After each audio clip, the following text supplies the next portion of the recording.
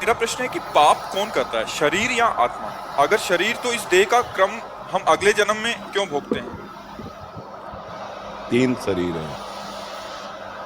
स्थूल शरीर जागृत अवस्था में इसका भान होता है, स्वप्न अवस्था में सूक्ष्म शरीर का भान होता है और सुषुप्ति में कारण शरीर होता है। और इन तीनों शरीरों को जो संचालन करता है वो आत्मा है, उसके प्रकाश से संचालित होते हैं। और वो भ्रमवश अपने को शरीर मान बैठा है। जो अहम है अंतःकरण धर्म में, सूक्ष्म शरीर में अंतःकरण है। अंतःकरण में चार वृत्तियां हैं। एक है निश्चय जो बुद्धि से होता है, एक है संकल्प विकल्प जो मन से होता है, एक है चिंतन जो चित्त से होता है, और एक है क्रिया को स्वीकार करना, मैंने ये किया, मैं ये करूँगा, उसे अहंकार कहते हैं। बस इसी अहंकार का जन्म मरण होता है। जो आत्म तत्व है वो इस अहंकार में तन्मय हो गया है, तो स्थूल शरीर छूट जाता है, सूक्ष्म शरीर, कारण शरीर और आत्मा उस अहंकार को लेकर के, तो अहंकार को पूरा का पूरा भोग भोगना पड़ता है। मैंने ये किया, मैं ये करूँगा। अगर उसने पाप कर्म किया तो पाप कर्म भोगना पड़ता है, पुण्य कर्म किया तो पुण्य कर्म भोगना पड़ता है।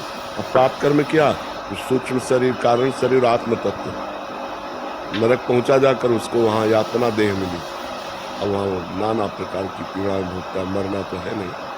अगर उसने पुण्य किया, बहुत पुण्य किया, तो देवलोक पहुंचता है, तो सूक्ष्म शरीर, कारण शरीर, आत्मा को देव शरीर प्राप्त होता है। और अगर पाप पुण्य फिर बराबर रहे तो फिर मनुष्य शरीर प्राप्त हो जाएगा। ऐसे बार बार जन्म मरण बार बार करना पड़ता है। फिर और भी योनियाँ हैं, 83,99,999 योनियाँ, उनमें भोगना पड़ता है। जब भजन के द्वारा हम अपने को मुक्त कर लें इन तीनों शरीरों से, तो खत्म हो जाए। न कारण शरीर, न सूक्ष्म शरीर, न स्थूल शरीर, मैं ये नहीं हूँ, ये ऐसे पता नहीं चलेगा, ये भजन से पता चलेगा। जब बुद्धि शुद्ध हो जाती है तब ये ज्ञान हो जाता है, मैं शरीर नहीं हूँ, अंदर से, तो मोक्ष को प्राप्त हो जाता है। या भगवान में प्रेम हो जाए तो मोक्ष को प्राप्त, दो के अलावा नहीं। या तो ब्रह्म बोध हो जाए, स्वरूप बोध, और या भगवान से प्रेम हो जाए तो जीव का निस्तार हो जाता है। मतलब बार बार कितने दुख भोगने पड़ रहे हैं, मनुष्य शरीर में कितनी समस्याएं हैं। अच्छा, हर चीज हम सुलभ कर रहे हैं, लेकिन मरना है, सब छूटना है। भारी समस्या तो ये है।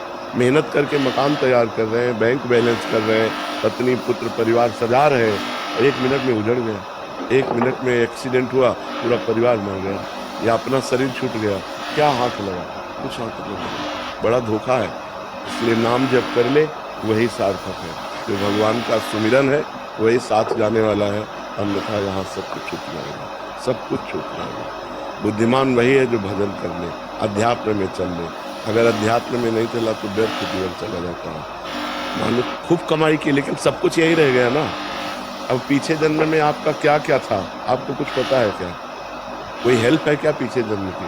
जो हमारे कर्म है उन्हीं को भोगना पड़ रहा है, दुख और भोगना पड़ रहा है, पीछे के जन्मों का कर्म भोगना पड़ रहा है। क्योंकि शरीर बदलता है, स्वरूप थोड़ी बदलता है, तो भोगना तो सूक्ष्म शरीर, कारण शरीर, आत्मा को होता है। समझ रहे ना? जो आत्मा देहाभिमानी बन चुका है उसी को भोगना पड़ता है।